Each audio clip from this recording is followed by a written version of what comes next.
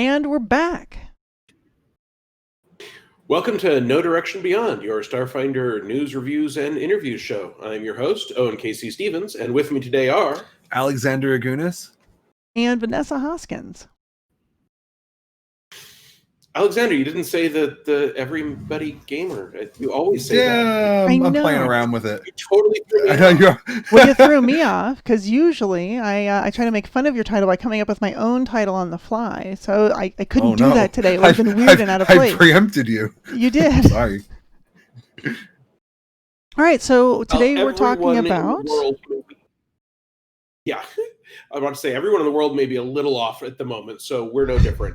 So today we're doing the Starship Operations Manual breakdown. This is the cool, hot new book for Starfinder.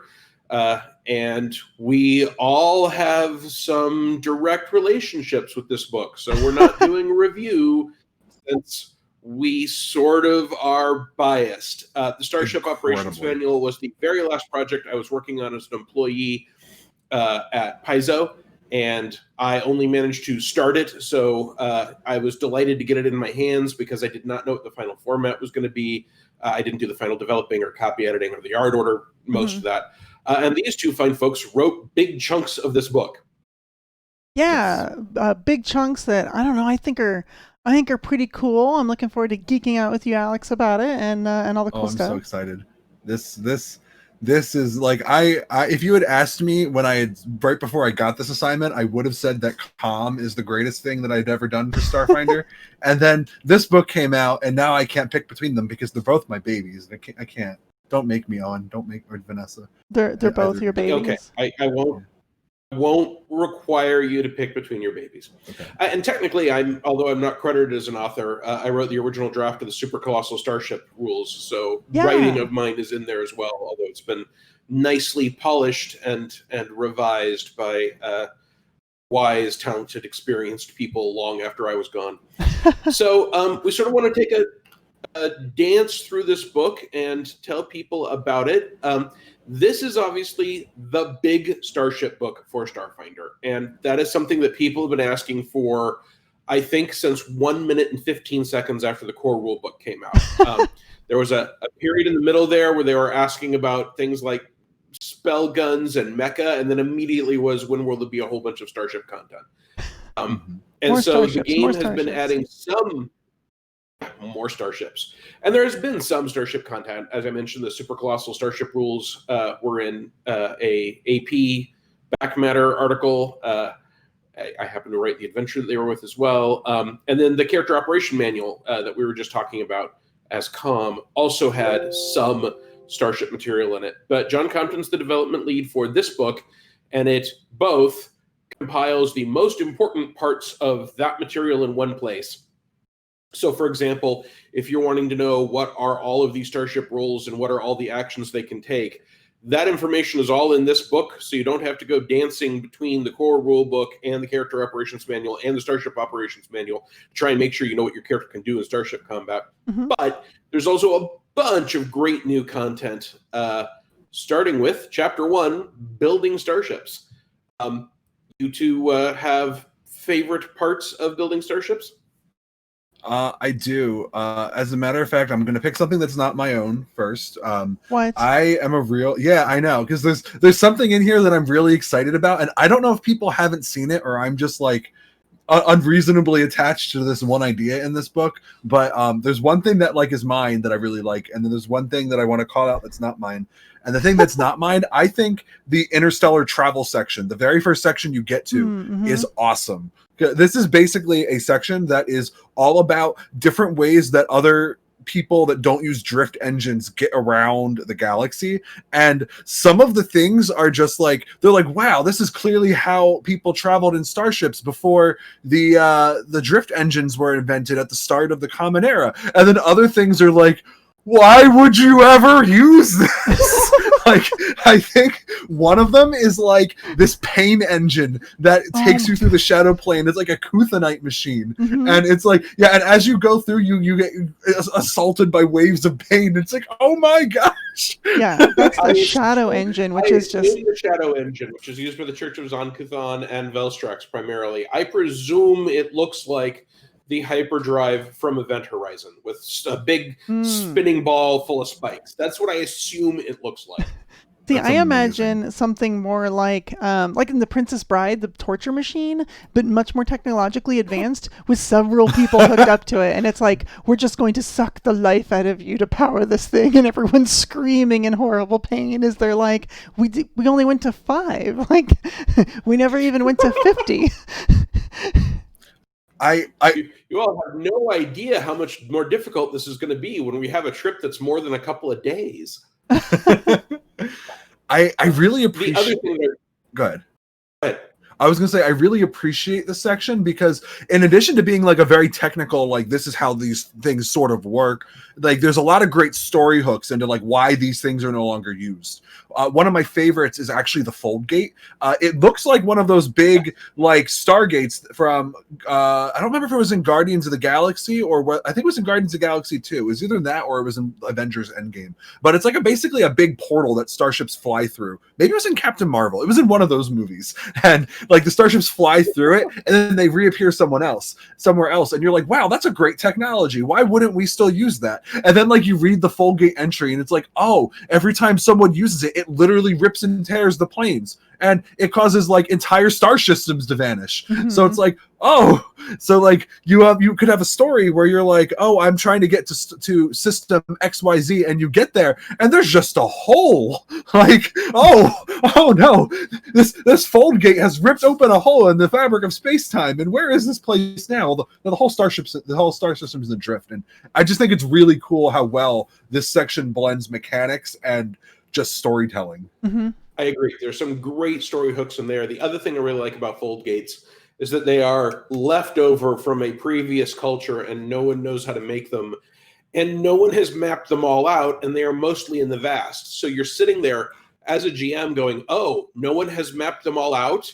Well, so if you're wanting to find some stars, especially if you say, hey, you find a new Fold Gate, and when you go through, there are 2 new Fold Gates. When you go through those, each of those has 2 new Fold Gates.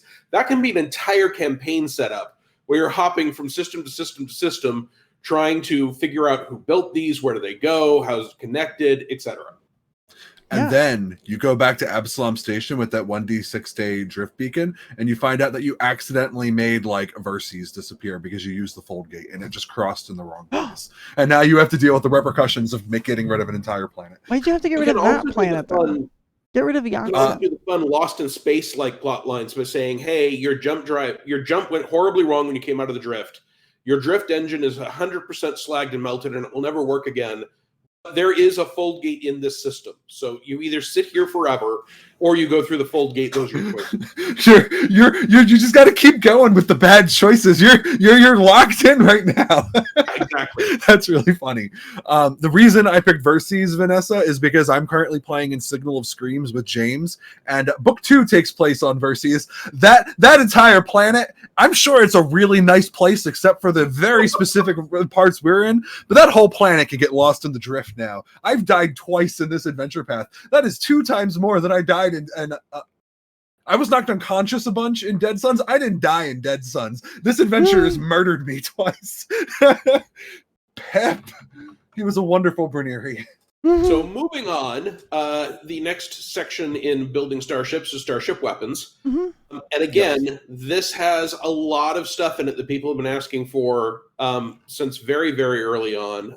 Anchoring weapons, for example, that allow you to hit something with a big space grappling hook and chain, and that can lead to boarding actions. Automated weapons. There are deployed weapons, which can mean you can have a gun drone go out and shoot things. There's and some of the stuff on this reminds me of some of my favorite science fiction settings, which we'll get to more later.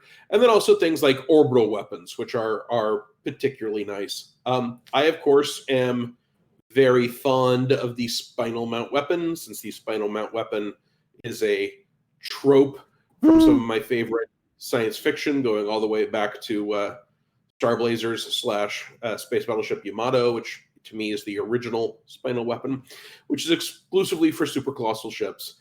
But I also like there are things like intimidating weapons, which is just if a starship hits another starship with an intimidating weapon, its captain gains a benefit.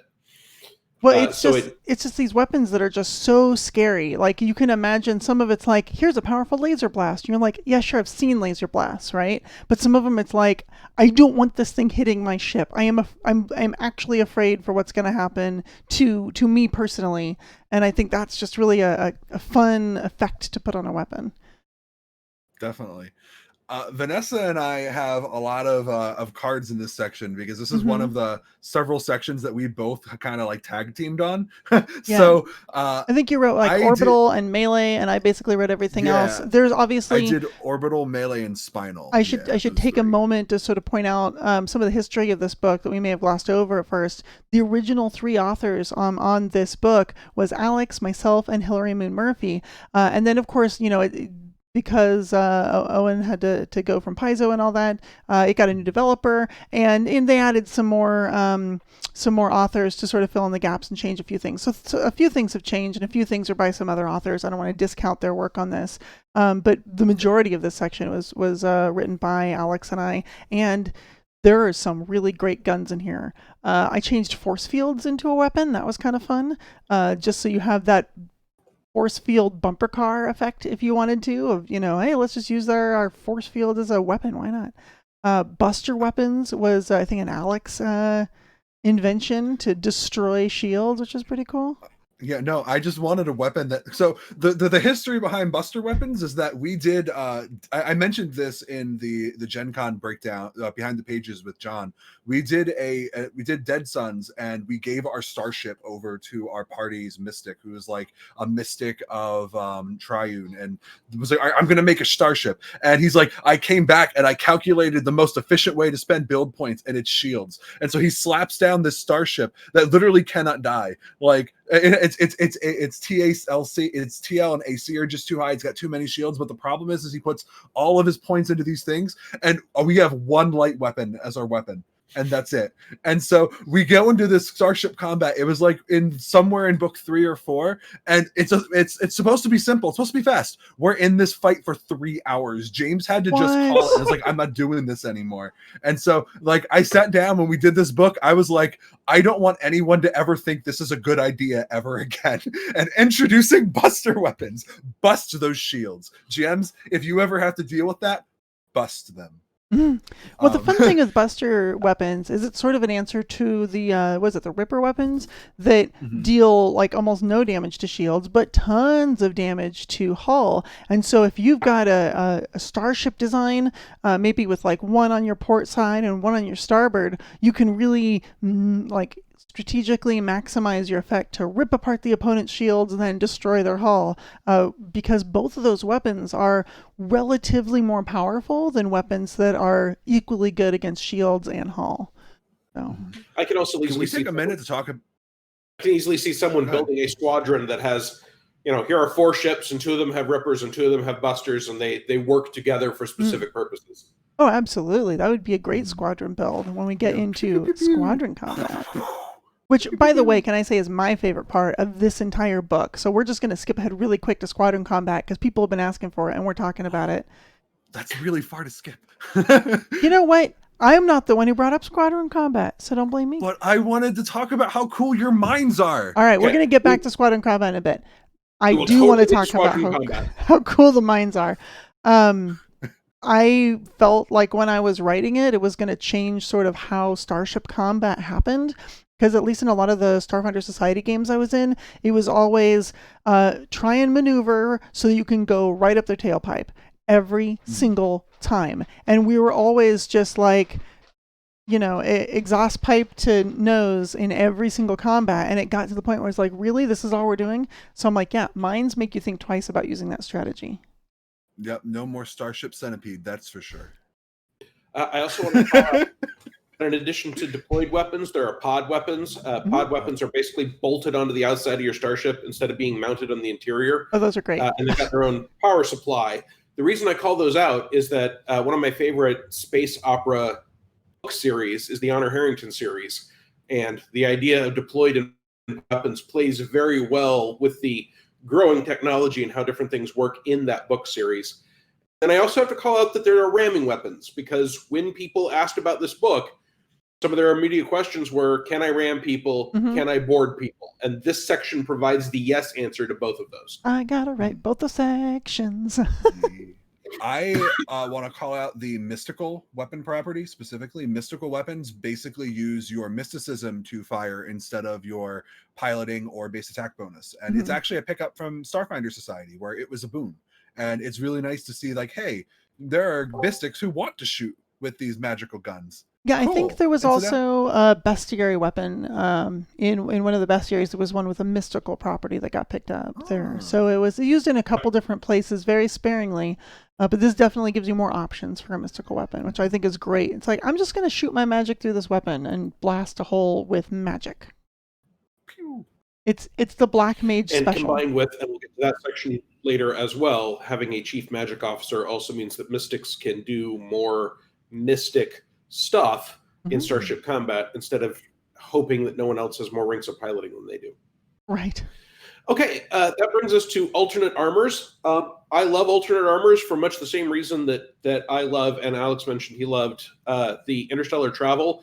I like looking at different technologies and how they operate. It really, to me, elevates the Starfinder galaxy to be able to say, hey, there's more than one way to avert harm. There's more than one way to travel throughout the galaxy. And so this system excites me because, again, you can have fights feel very, very different. The tactics you use, either against different kinds of armors or if you yourself have different kinds of armors, are different. And that should help us avoid the everything feels exactly the same all the time problem that Vanessa was just mentioning. Well, it also is neat because it changes between, like, do I want one big heavy hitting weapon or multiple shots with smaller hitting weapons? And depending on what they've got, you're really gonna want to make an informed decision on that. For example, the Deflector Shields, which I am so happy I could put in there, you get more of a Star Trek style Deflector Shield. So the base game has very like Star Wars type, oh, all the shields are in the front and, oh, we're losing them. And it's more of just this pool of hit points that they have to break through before they can finally damage you. And then it's just like, good night, crazy. Whereas Deflector Shields, you get that fun effect where if you get shot with something, it's probably going to do hull damage, but not nearly as much hull damage as if it hit you directly. And that's the fun part. It basically gives you DR against everything that comes and hits you, going all the way up to 20, which is quite expensive, mostly on the PCU. But what's neat about the Deflector Shields is every time you hit them, that DR value decreases, and certain weapons, like Buster weapons, will overwhelm the shields and lower it even faster. That is very Star Trek-y. I like it. Yeah, it's really cool. And we also have things like fortified hulls and reinforced bulkheads, things that just make sense that people would have those options. So now they're in there, and and I love reinforced bulkheads, which give you fortification against critical hits, which I mean, it's a concept that exists in Starfinder. It makes perfect sense. Yep. It works very, very nicely with, okay, this ship is this much tougher without it all being about having a higher armor class or a higher target lock or a higher number of points of damage. And in terms of PCs building their own ships, reinforced bulkheads is one of those things that's a really great option when building your starship. If you don't really have a great engineer on hand or anyone that wants to fill that role, engineers are usually patching up all that critical damage and repairing it during the ship combat. With a reinforced bulkhead, you're going to take less critical damage and less of those penalties. So it's a great thing to pair when you don't really have anyone filling that role. Okay, moving on to special materials. So one of the things I love about this book overall, and this section in particular, is that it really helps drive home that Starfinder is a science fantasy game. And so a lot of the fantasy tropes that you run into in Pathfinder and other fantasy games, like having things made out of adamantine or made out of mithril, or in this case, made out of a whole wild set of star metals, is here, and so we can do things like saying, "Hey, I've got a adamantine alloy gun mount, or I have horicalcum defensive countermeasures," and on top of it being interesting and developing new options and make sure that the starships can be more different and changing tactics, I just love the story of being able to say, I've got a highly radioactive bluish green obsidian metal on the outside of my power core, right? To me, that's just a fun story element, and it helps make things more interesting and define how the galaxy works. Yeah. I agree. There's a lot of things like reinforced bulkheads that you're like, but it doesn't add to the story, but it might help balance combat. And these are fantastic elements because they, as you said, do enhance the story. How cool is it when you're like, okay, so there's this pirate vessel and you defeat them and you board them to be like, all right, let's arrest these bozos. And you find this strange metal on their power core. Well, where did they get it? Did they steal it? Did they make it? Like, all of a sudden there's all these questions that it raises, and questions is what makes really good adventures. Yes, definitely. I agree. It's also great for the GM who wants to be able to pretty quickly and easily say, this planet has its starships, and its starships are different or special for some reason.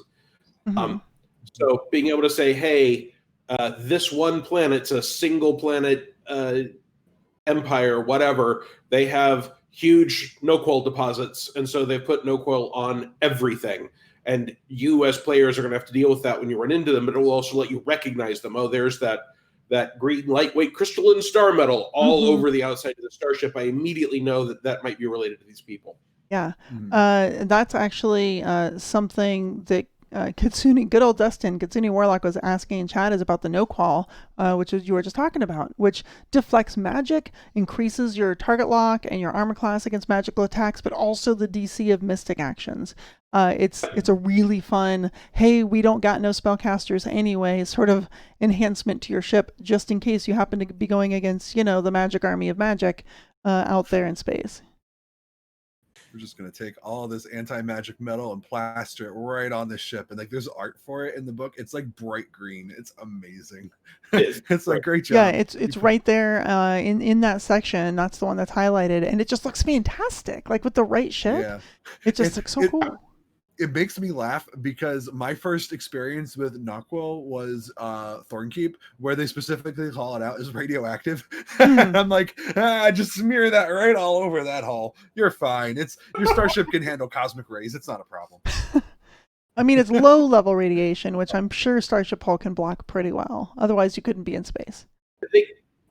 They carefully add that incorporating no-qual into starships is a delicate process. That's amazing. Absolutely. Okay, moving on to Starship Systems. Yeah. I love this section. This section's so cool. I love the Starship Systems, and one of the reasons I love the Starship Systems is that in the expansion bays, we have both an arcane mortuary that allows you to help create undead, and corpse recycler that allows you to turn bodies into parts for necrografts. Yeah. I wrote a bunch of stuff about EOX. I did a bunch of EOXian starships for my Empire of Bones adventure in the first Starfighter AP.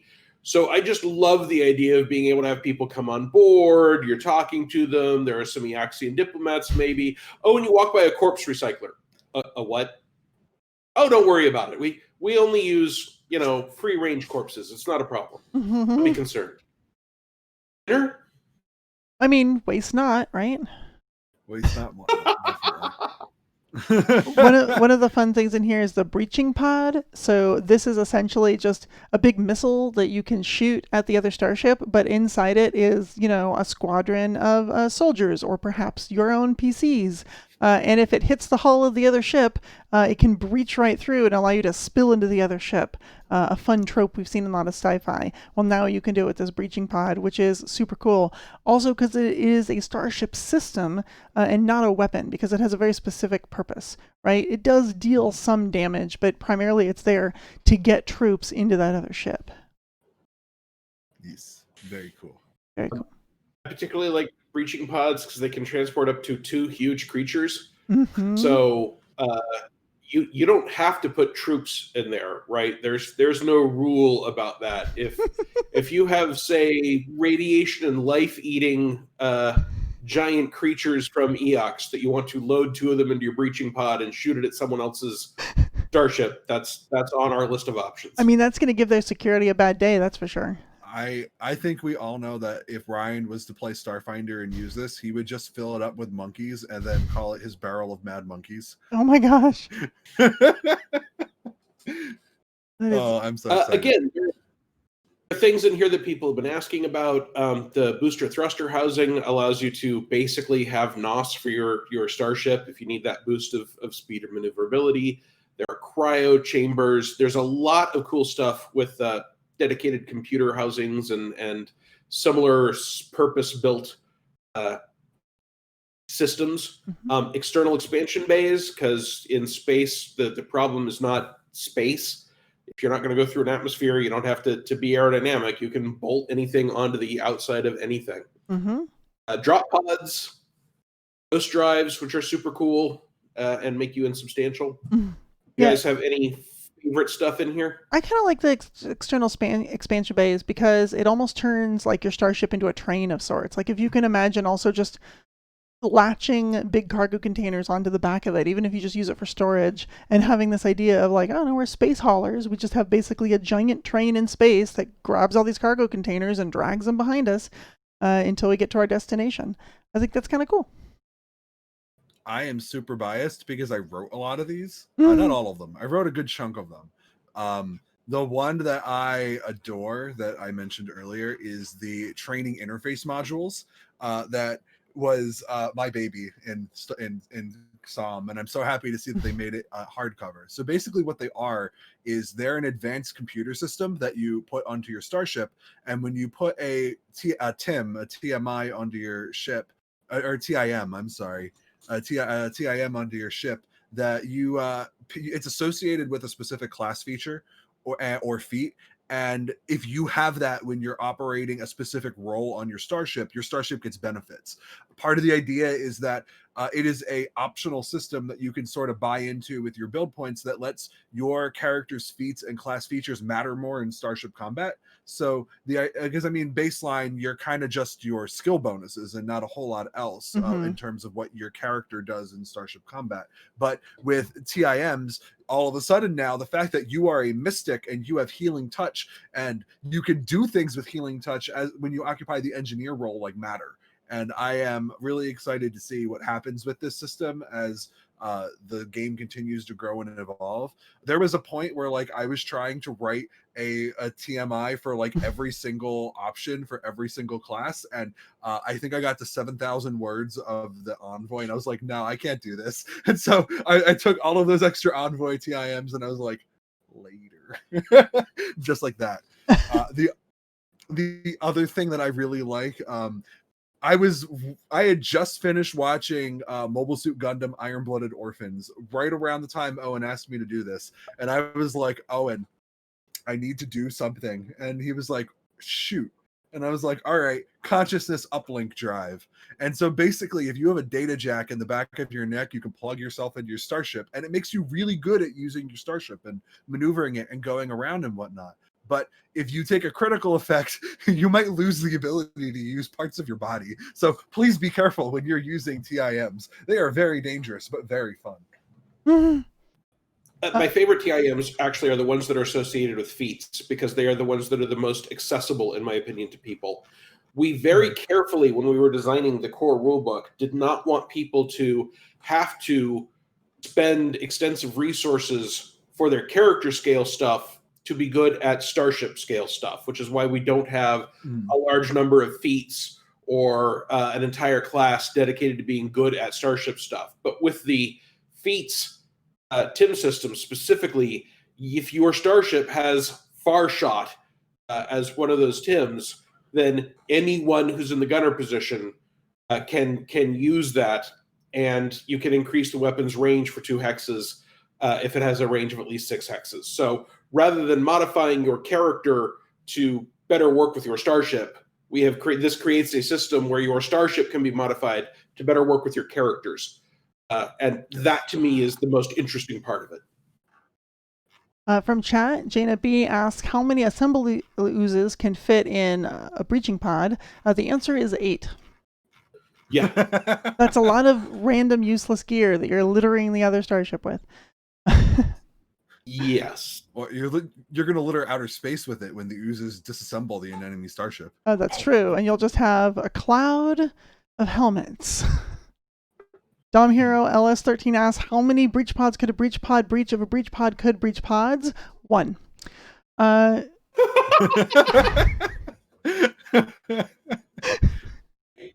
funny thing is, she's 100% correct, right? Once I fire my breach pod to breach a breach pod, then that breach pod has been expended to breach the breach pod. So 1 is, in fact, the rules as written correct answer. Kitsune Warlock asks, can a breach pod breach another breach pod? No. All right, great. Moving on. I also really appreciate that this book still has the 2 paragraphs that I wrote on the efficacy of having virtual intelligences pilot your starship. That's great stuff. I love that. Yeah, that is a fantastic addition to this book, is the virtual intelligence and their upgrades. And how smart is this thing anyway? Are we dealing with a HAL 9000 situation, or is it just like an over glorified Alexa? I said the word. Well, and the virtual personality we mentioned in the core rulebook is clearly a glorified digital helper, right? That's very specifically the case. Yeah. We then have the virtual intelligence, which is a step up and can do a good deal more stuff, but is still not sapient. It's not a true artificial intelligence. And then we've got a lovely little sidebar about true Starship AIs and the legal protections that they receive as people, which it is important to me that we don't suggest that just because a person, that a true artificial intelligence is built, that it is any less valid than one that happens to have been born or hatched or grown out of a pile of ooze. Yeah, that's just an extension of anti-android propaganda, and I won't hear of it. Right. Exactly. I think it's important. And, we sort of get to cheat in Starfinder because we specifically have souls. So we actually have a hard line, right? When is an artificial intelligence actually a person? When it is so complex that it generates or attracts a soul. There. That's done. Now, that doesn't mean that a person standing around on the starship deck can tell necessarily. We don't have a detect soul spell all on purpose. But we do have a hard line within the game system. So your drone is a mechanic, not a person. You are not a slave driver. An android is a person. So owning them is evil. Indeed. Okay. That brings us to what is obviously my favorite section, the Super Colossal Starship. And I believe we have a piece of art of a Super Colossal Starship firing its spinner mount weapon that we can show people. We do. So we have that section, and let me just pull that picture away. There we go. There's the art of a Super Colossal blasting another very large ship into 2 pieces. It's a great piece of art. I am a fan of the supersized starship going all the way back to the pulps of the 1930s. And so when I had the opportunity to do the Empire of Bones, I really wanted that ship to be bigger than anything we had discussed before. So we created the Super Colossal category, and it's got 2 frames, spaceships and ultranauts. And that meant I needed to put the spinal mount super weapon in there, which takes a few rounds to charge up and does a stupid amount of damage and takes a number of rounds to cool down. And a lot of that is about wanting to pull up a feel from certain kinds of stories and ships. But one of the reasons, for instance, it takes a few rounds to charge is that you can then build the drama, right? Hey, you guys have to successfully get off the map before the Super Colossal Starship A turns to face you because it's slow and pokey, and B charges its spinal mount weapon. Yeah, that's probably why it's unfair that in Pact Worlds, I put a Super Colossal warship in there that also has a big grav gun on the front. So it can just hold you there while it charges up, and you're just like, no move. I need to leave, but I can't. And that's why every starship should now have a breaching pod with enough space in it for the crew, so that if your starship has been grappled by a super colossal ultranaut with a grappling weapon and a spinal mount, you can go somewhere else. Yes. Just leave. Well, if you use I was gonna say, if you use the breaching pod, you can just get on their ship, take it over, and now you have a super colossal starship with a grappling weapon and a spinal mount weapon. That's great. And then the best part is like, or at least you have the bridge of such a ship. You're like, oh, this is too expensive. My players, this is a tier 20 ship, and they're only level 7. You turn the starship into a super dungeon and level them to 20, and they get the starship at the end. That sounds fair. Yeah, it's very fair. I think it's very fair. This picture of this super colossal starship blasting the Eoxian fighters makes me smile, because when I wrote the spinal weapons, I was like, hey, Owen, this says you want really big guns on starships. What do you mean? Owen never told me what he mean. He just linked me a clip from that show he talked about, and he had me watch this anime shoot this spinal gun, and I'm like, okay. He's the second developer to ever do that to me. The first one was Wes Schneider, who told me to do the corruption that's in Psychic Anthology, and he made me watch the entire movie Akira in order to design that one. At least mine was a nice short clip. But yeah, yours was 20 seconds. What I want for spinal mount weapons, then showing you any of about 24 clips from some version of Space Battleship Yamato is my immediate answer. Well, you showed me the one where it was like the first time they used it, where like they rammed the two ships together and the one blew up all the way. And I guess like from there, they were like, we could just keep doing this. Nobody can stop us. Like the rest of the plot is just them improving this weapon. But like that was the first one that I saw. I was like, oh, okay. They just realized they could turn the entire battery into a core. That makes sense. That's like a technomancer using that spell that makes the batteries explode like a fireball. Isn't that the best? All right, though? so we have probably lovingly lingered over super colossal ships long enough, although I probably could do a whole hour on the history of super colossal ships and spinal mount weapons and how they inspired certain parts of Starfinder. But let's move on to the second chapter of the book, Starship Combat. Wait, we're only at chapter 2 and we're 40 minutes in? Holy cow. Oh, God. Well, there aren't a whole lot of chapters. All right. That's true. I mean, that's fair. The chapters cover a lot of territory, but there are only 4 total chapters. Ooh, Starship Combat. This is my favorite because it's got some really good stuff in there, including Squadron Combat. I know. It's like we promised we'd get there, and we're here. Here we are in the future, and it's bright. Well, first we have to talk about boarding, because that's next in the book. We have to board the future. We've sort of covered that there are options for boarding. They are talked about in greater detail here. I don't think, unless someone has something they really want to call out, I think we've sort of discussed them already. Yes. Everyone loves boarding, and one of the fun design challenges in here is basically to make sure to write it not only so that it works with a lot of different types of boarding parties, so like injected pathogen is one of the examples of things that you could use to inject a biological agent and call that a boarding party. So the term boarding party is used pretty loosely, but what's really fun is if you want to say, hey, I have this like squadron of, stewards or something that's going to board their ship while we're in combat with it, you can shoot your breaching pod, have them board, and then basically resolve their effect on combat and how they've sabotaged the enemy ship or whatnot through basic rolls.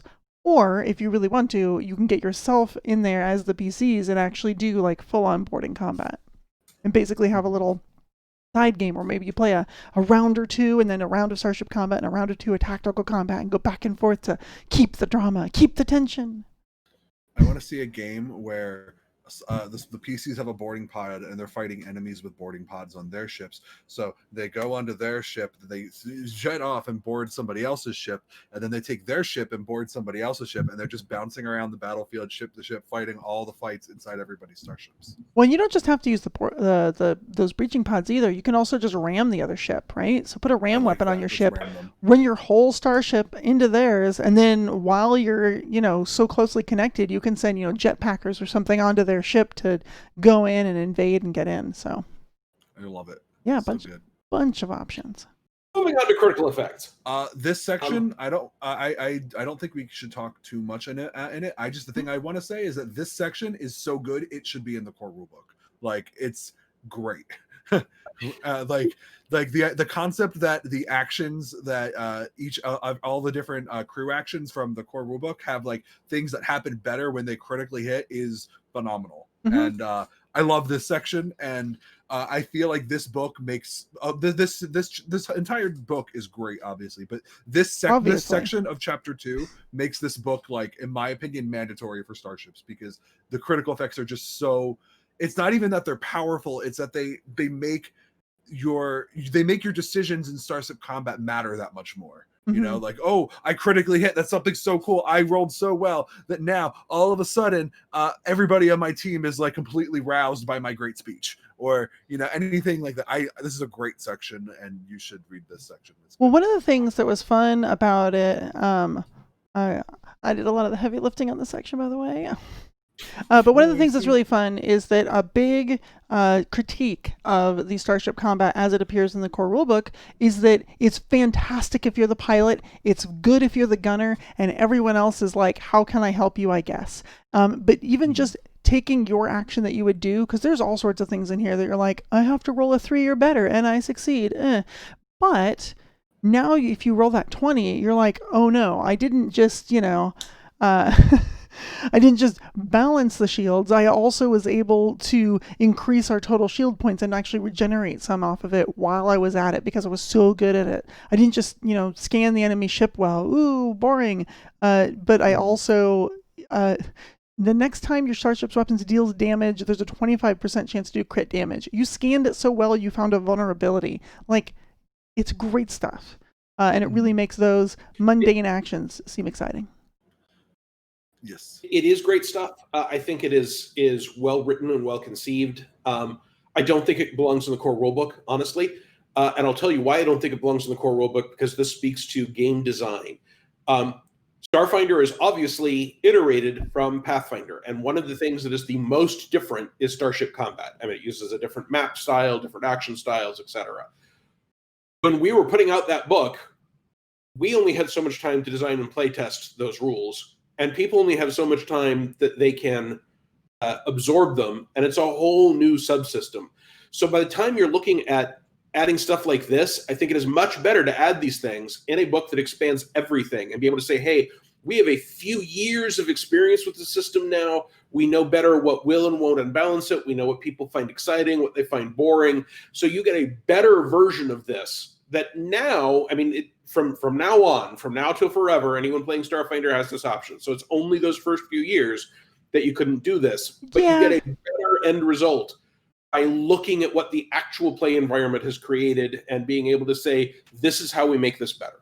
Maybe. I think I'm going to agree with Alex on this one, actually, because I do feel, and I feel pretty strongly about how I've even told people at this table, Starship Combat is all about your piloting check. Gunnery checks are important too, but that piloting check to win initiative essentially during the movement phase is paramount. And what you do during the pilot phase is paramount, which makes that job the most important job on the Starship. Adding something like this in diminishes that. I don't think it makes it not the most important job anymore. I still have that opinion. But it makes the other jobs seem less insignificant compared to the pilot, so I think it could be in there. It's only 2 pages. My point is that none of the playtest feedback we originally got was that piloting is the most important job. But that was not an opinion that any of the playtesters or anyone in the company had when we were designing it. So we couldn't try and fix it. We hadn't identified it as a problem yet. I understand that. It's not an attack on you, Owen. It's just that's how it turned out. And as we learned this, we went, we need something like this. So with the 2020 hindsight, I'd say this is one of those things that would like fit well into the core rulebook and not seem out of place. And probably better than a couple pages of world lore that was expounded upon almost immediately in the next book that was published. But that's neither here nor there.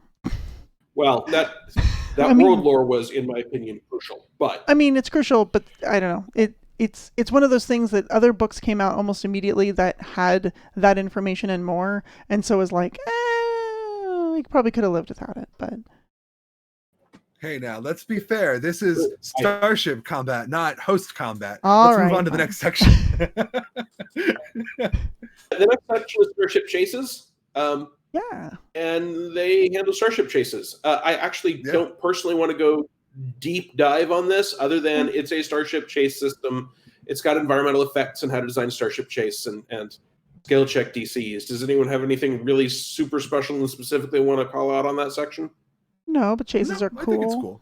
Oh, yeah, I'm glad it's in here. It Yeah. gives you extra options for telling stories, so that's good. No, I think it's great to have it. I just, once we've told people it's there and it's good, I don't know that we need to spend a whole lot of time focusing on it. Yeah, there's a lot of other things too. That brings us to additional Starship options. Mhm.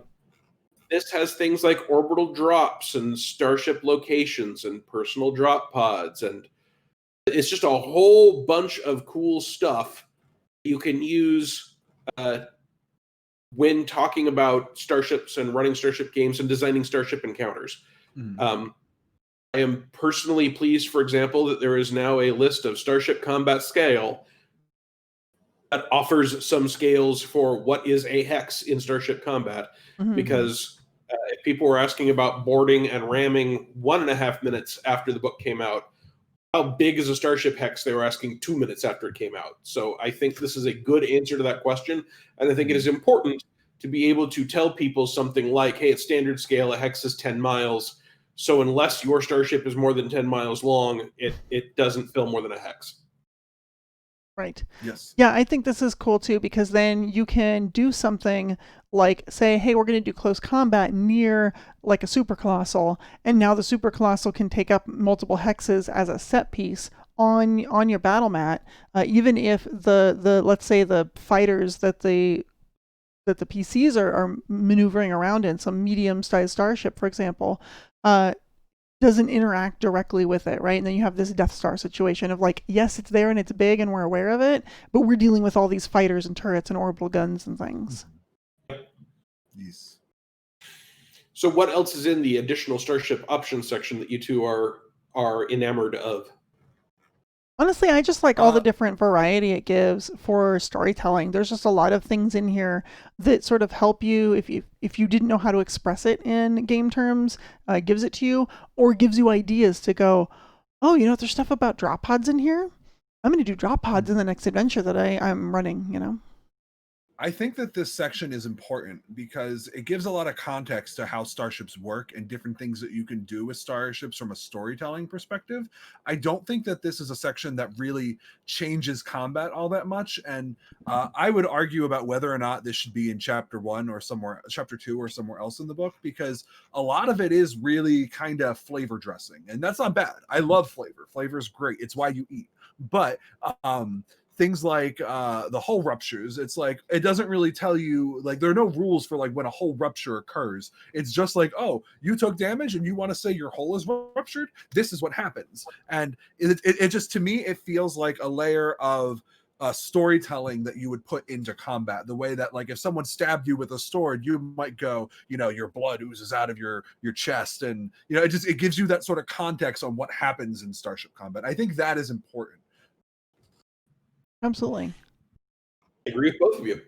Okay, that brings us to Starships in Atmosphere, which I actually hadn't seen a lot of demand for from the fan base in general, but that may be because we've sort of been when I was there, we were sort of avoiding doing a lot of interaction between starships and atmospheres. The part I like about this the most, in addition to talking about atmospheric friction, is that it talks about hazards for being in an atmosphere, electric storms and ice storms and toxic atmospheres. And I think, again, that allows for some really cool storytelling and changing up what you're dealing with issues for a GM and for adventure writers. And I am always in favor of having, here's a baseline, players can be familiar with it, but this is how we can change things up so that not every encounter is, oh, you run into a random pirate who will shoot at you. We can do other things within the Starship setting. I didn't know this when I was writing this section, but I did mention this when Vanessa and I chatted with John during Behind the Pages, where I had received this section during our initial planning, and I guess Thurston Hillman, the Starfinder Society developer, requested this because he wanted to tell these kinds of stories in Starfinder Society and couldn't. So when I was told that it was Thurston who wanted this, I reached out. I was like, hey, I heard you wanted this section. I'm assigned to it. Is there anything that you want? And he goes, and I'm going to impersonate Vanessa here. He goes, don't mess this up, Agunas. And I'm like, oh no.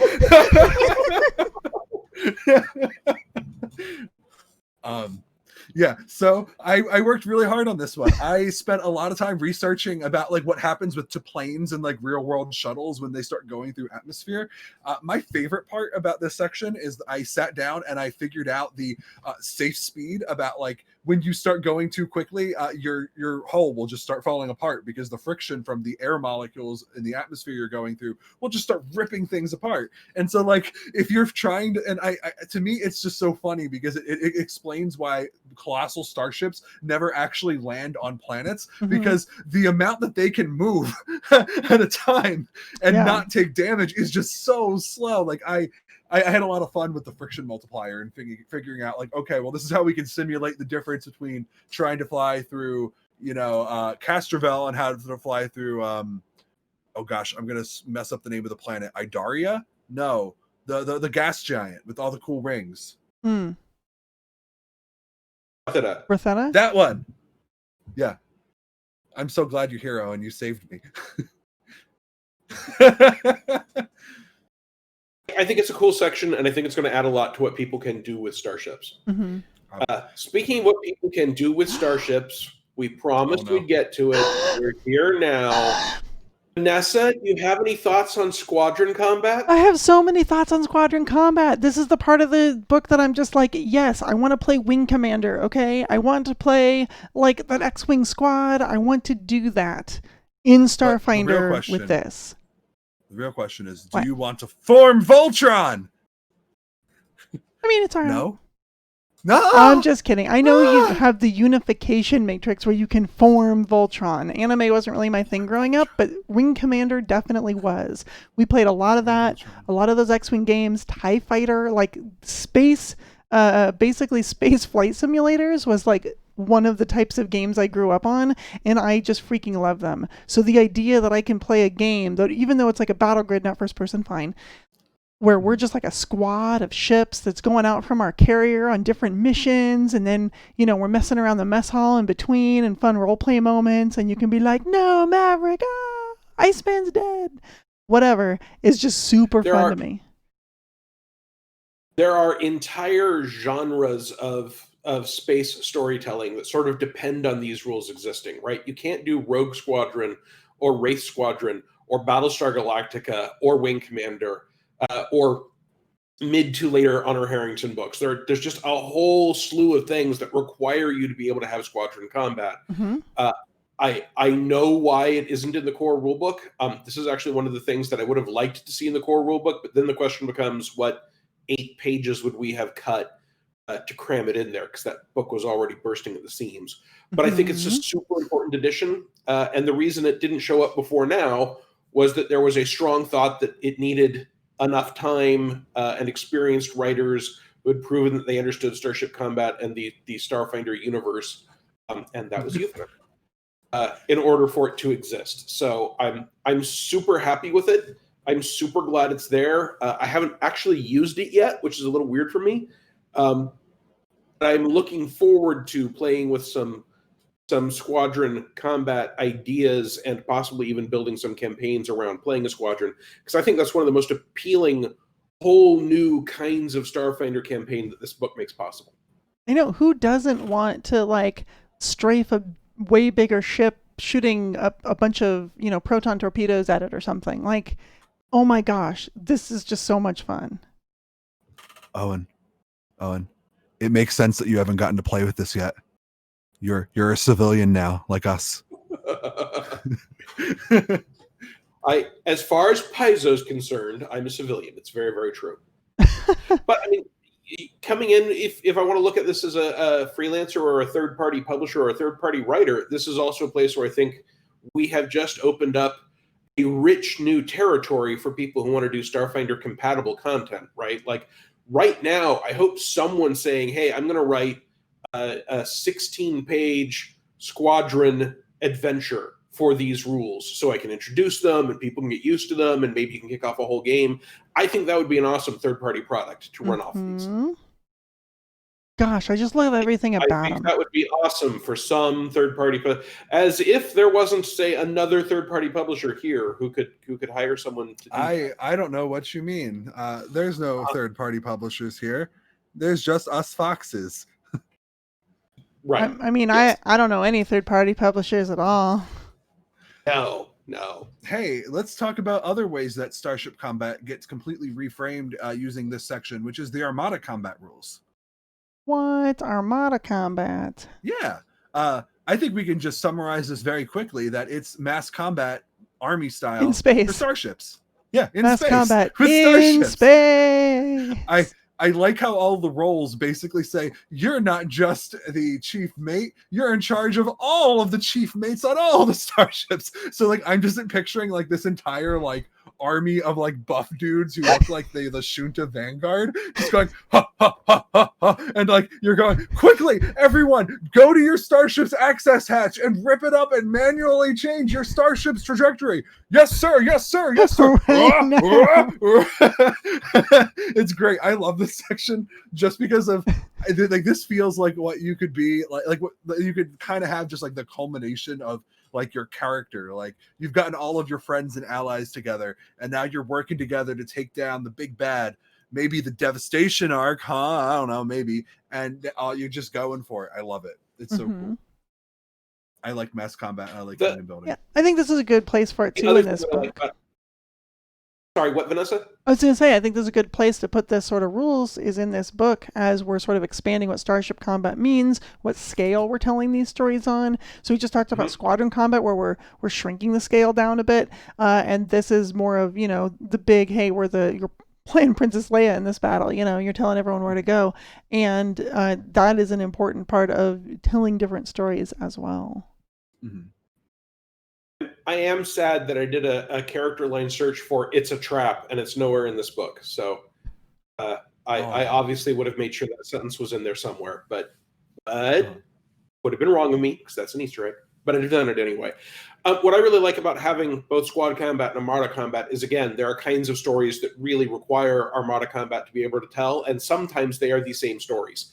I think it'd be super cool for someone to put together a campaign where, hey, we're going to have some squad combats, and then you may do a squad combat that helps determine the build points of the two armadas, because if you win, you've gotten the Death Star plans, whatever, right? You have successfully done some tactical level thing, and then that will impact the strategic level thing, which we will have when we have all of these starships show up, or the entire ragtag fleet from Battlestar Galactica, whatever. So we can do all those different scales of things in one campaign with one game system. So I think it's super cool in that regard. Mm-hmm. Oh yeah, absolutely. I also kind of want to see it get slightly reskinned for mass combat for things other than starships. But I don't know I literally do not know if that's something Paizo's looking at. And if not, it's something that shouldn't be too hard for someone to kit bash if they wanted to do it themselves. Like ground troops and hover tanks and things like that. Right. Yeah, that'd be fun. That'd be pretty cool. All right, should we move on to Chapter 3? Yes, we really should. Starships. I know, we're at time, but that's okay. We're going to plow right on Starships. This is a fun chapter that introduces a lot of neat ideas. Talks about the different manufacturers, gives them a logo, gives them a quick description of what this manufacturer does, where they came from, what sort of benefits might you get from that manufacturer, the types of ships they build. And it really helps for, I think, for home GMs who are like, you know what, I need more Blackwing engineering ships, but there is a limited amount available to me. What are they like? Who are these people? I need to make more because, there's a conspiracy or whatever reason. I think, I don't want to go through point by point for all sorts of reasons, but I love that we get the name, some background, their logo, their specialties, their famous models. That is great storytelling material, and I think it is super useful for GMs. I also think it'd be useful for players if they want to say, hey, my goal as a character is someday be able to afford a Redshift Revolution Skyhook Serenade, right? That gives you that in-character hook. So you're not saying I want a Starfinder Maserati, whatever the equivalent of a Maserati is. Mm-hmm. Yes. Okay. Yeah. It's a big section, and it's really cool, and I don't want to do it short shrift, but the main thing is that it's here, and it's big, and it's cool, and it's got lots of neat graphics. Yeah, so many starships all the way from tier 1/3 to tier 20, filling in a bunch of gaps And always remember you can reskin a starship if you need to. If you're like, hey, I don't want this particular tier 19 ship, but I need a tier 19 ship that sort of works like this. Great, just pull out the stat block, reskin a couple things, and you're golden. And for fans of the starfaring whales, the Oma, one of the starships is a whale it's been outfitted with essentially starship battle armor that you live in. It's amazing. It's great. Obviously, you want the Starship Operations Manual to have a bunch of starships in it, and it does. And they're given not just the stats and not just a cool piece of art, although they have that. They also have lots of cool information on each individual starship model, and they look very, very different. I like things like the biomechanical shuttles and such. Again, it's cool for me just to see, here's an illustration of how different groups do things differently in Starfinder. That it's not just there are 5 kinds of starship that we had in the core rulebook. There's a bunch of other stuff. Yeah, there's just so many ships out there, and that can incorporate these new rules and such. It's fantastic. I will say building starships is actually one of my favorite things to do. I am the person in all those video games where you get to like customize your car, or customize your bike, or customize whatever it is. I love that part of the game.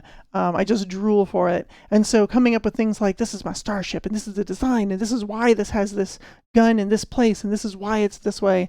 It's just so much fun for me. So reading through this section is just like, oh, this is so cool.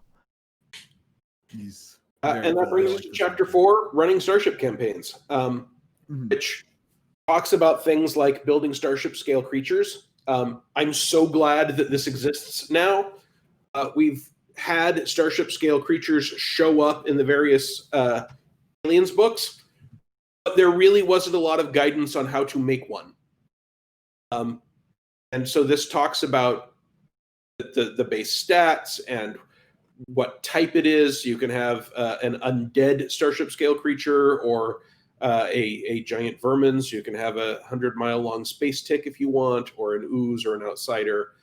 It's got everything you would need to create things that people interact with at a starship scale, as including a list of published starship creatures, which I think is really, really nice. There's a planet-sized Aeon, and that's all you need to know. That's all you need to know. It presents some new, there is a planet-sized Aeon, which is, in my opinion, creepy.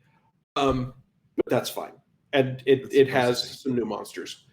That brings us to space hazards, which I always Vanessa, feel like you've got data behind you. Well, I was going to say, hazards. Spreadsheets. I was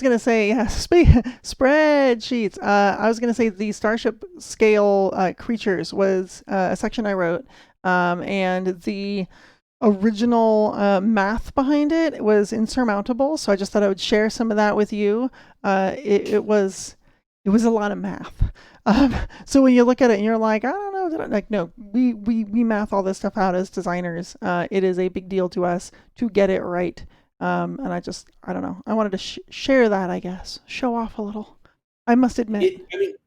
Seriously, I have, part of the problem is that the game was not designed from the ground up thinking, you know what, we should make sure we have rules to do. We should make sure we have rules to do starship scale creatures. That's something that came along. We were like, oh, we've got starships, we've got giant creatures. We ought to have some way for them to intersect. So it was generated very ad hoc. And I've been one of the people that has to come along and say, okay, can these ad hoc rules be turned into an actual mathematical basis for getting it right? Yeah. And it's not easy. And I'm very impressed with your work on that. Oh, thanks. I did a lot of like trending averages and things like that to try to figure out like what's a baseline. And then a lot of the templates and things are able to push you above the baseline and below the baseline, depending on what you're going for, which then creates sort of this pathway of here's the range that's acceptable within a specific tier. And then you can create giant starship scale creatures like this planet-sized Aeon that is horrifying. It really is. Yeah, good stuff. But speaking of stuff that isn't horrifying, the last couple sections of the book do a really good job of trying to help GMs come up with entire campaign story arcs and adventures that are seated around starships. Yeah, we talk about different space hazards. Hazards. Yep. make a Starship Combat more than just there's a ship in space and another ship in space. Roll initiative. You know, it's an asteroid. The asteroid is filled with space bees, and the bees are actually magma. Enjoy. Right. I mean, but yeah, we talk about different types of debris, but also radiation, gravity fields, combining effects into something. So you're like, all right, so there's this secret base near a pulsar. Wait, what? Yeah, you need to fly near the pulsar, destroy the orbital cannons that are around it, and land on this thing. But it's a pulsar. It has the almost traditional adventure seeds, which I think is really great for getting ideas into GMs. But it also has a section on Starship campaign arcs. And I really appreciate that because I think it's a different kind of information for how to make Starship, at least some of the times, the focus of an adventure and a plot arc. And I think that's a really useful tool isn't exactly the right word, a really useful discussion of these ideas to help some GMs who might be stuck trying to figure out how to make people that want starships to be more important an important part of a campaign. And the cool thing is that the arcs are all like different types of stories. Like you have one that's like, hey, you're Donna, you have a rusty old starship. Here are different ways that your story might involve improving that starship. Oh no, there's aliens coming and you want to do the combat side of starships. Here's all the combat ideas. And it's really cool. Sometimes it makes you wonder if poor Jason or Jake Tondro is like using up all of his good adventure path ideas, and then you like to follow him on Twitter and you're like, no, he's got plenty more. He's got plenty. I would honestly like to see more role-playing game books have sections like this for any theme, right? So if we have a book on magic, I would love to see a list of, hey, here are how you do magic campaign arcs, or a book on the wilderness. Here are wilderness campaign arcs. I think it's a great way to inspire GMs and players to take this rule set and do something new with it. Absolutely. Like sort of ties all these options together. Appendices. Yeah. Very important appendices. Yes, it does. Yeah. And we've got a Starship character sheet, and we have, I think very importantly, a squadron roster and an Armada fleet sheet. So if you're using those rules, there's support for them.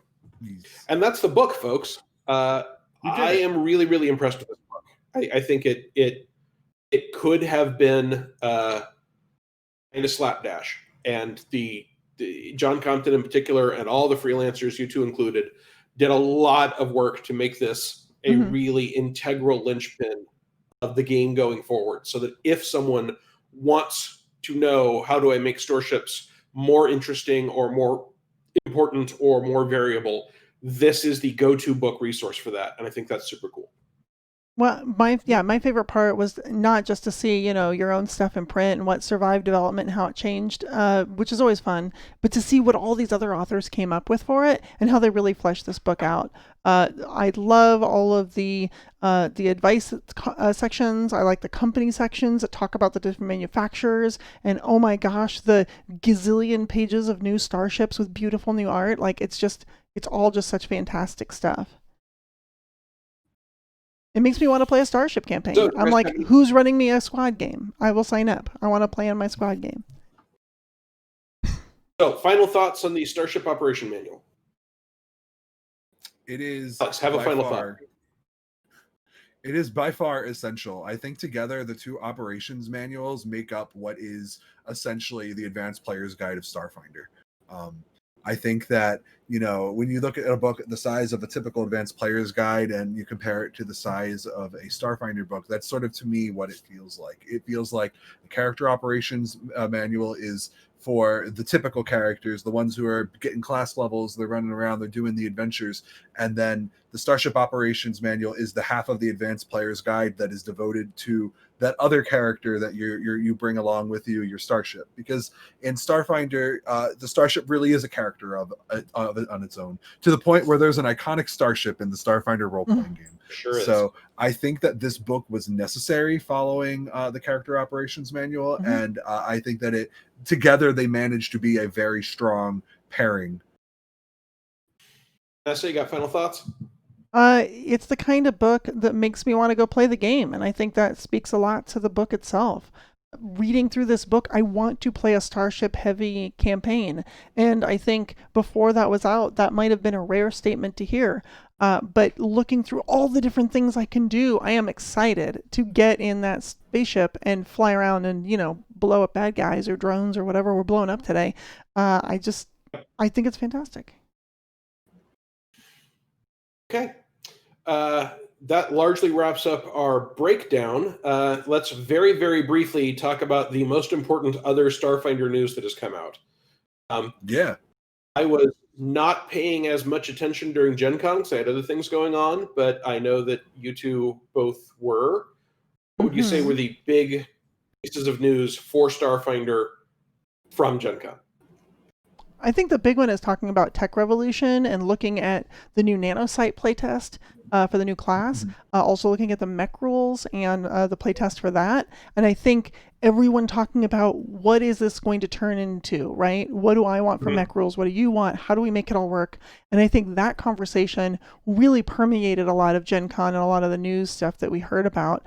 It was a lot of talk about that. What else might be in that book? There were a lot of hints given out by Paizo staffers about like, oh, you're looking for rules that do that, huh? Check out Tech Revolution. So I think that's going to be the next big space that we can see a lot more of the game world and the game rules being fleshed out. I think that, it's not really Gen Con news, but it's news since the last time we've done this show. The nanosite class went from being this is coming to it's here. So you can take part in the nanosite and mech playtest right now. The nanosite is pretty cool. It is a very... In the traditional Starfinder sense, it manages to be a class that looks like nothing we've ever seen in Pathfinder. It is a class that is very strongly built around, I'm going to call it Big Hero 6, because it reminds me of the bad guy in Big Hero 6, where you have the little microbots, and they swarm around you and do stuff. And I'm all here for that. That's super cool. So I'm watching with a lot of interest as this new class grows and evolves. I think we definitely should talk about the playtest, and I presume we will want to talk about the playtest in greater detail on another show and our thoughts about it. But the fact that it exists and it's a thing and you can go do it, that's worth mentioning. I'm thinking, wouldn't it be really cool if we managed to reach out and maybe get somebody who might be on the inside to grab maybe someone we haven't seen on the show before and bring them on to talk about, maybe since the next episode will be, I don't know, September or something, maybe information they learned from doing the playtest. That'd be a real theoretical cool episode, wouldn't it? I agree that in the entirely theoretical, that sounds like a cool episode. I will also, in the category of things that weren't actually Gen Con news but have come out since our last show, there are now full episodes of the Alexa Play Starfinder game out there, and we have discovered that two of the voice actors were Nathan Fillion and Laura Bailey. And a lot of people consider those to be pretty big deal. The first 3 episodes are currently available. There will be more. And I have not yet had a chance to play these, although I played the short preview thing beforehand. So this is a new way to interact with Starfinder as a universe, and I'm looking forward to giving it a try. Yeah, I think it's going to be cool. All right. So fun question. If you don't know who some of these people are, I know Laura Bailey personally because she's the voice actress of Jaina Proudmoore from World of Warcraft. Oh, okay. Yeah. So I'm not sure, but I'm 90% certain that she sings Daughter of the Sea too, Owen, from that. I think that's her. So we ought to be able to look that up. Yeah, I should. In any case, there's this thing. So I'm really excited. We can do that for another show since we are already way over time. Wait, who's Nathan Fillion? Why do I know that name? I'm just kidding. I'm super kidding. Nathan Fillion of all the fame forever. I know. Just seeing the shocked look on your faces was beautiful. All right. Brown coats forever. All right. We played into your hands. You sure did. Okay, folks. She was. That's our show. I very much want to thank Vanessa and Alex for their wonderful insights, and in this case, their wonderful work on the project. And we'll be back in September to have another big helping of No Direction Beyond. And remember, go beyond with No Direction Beyond.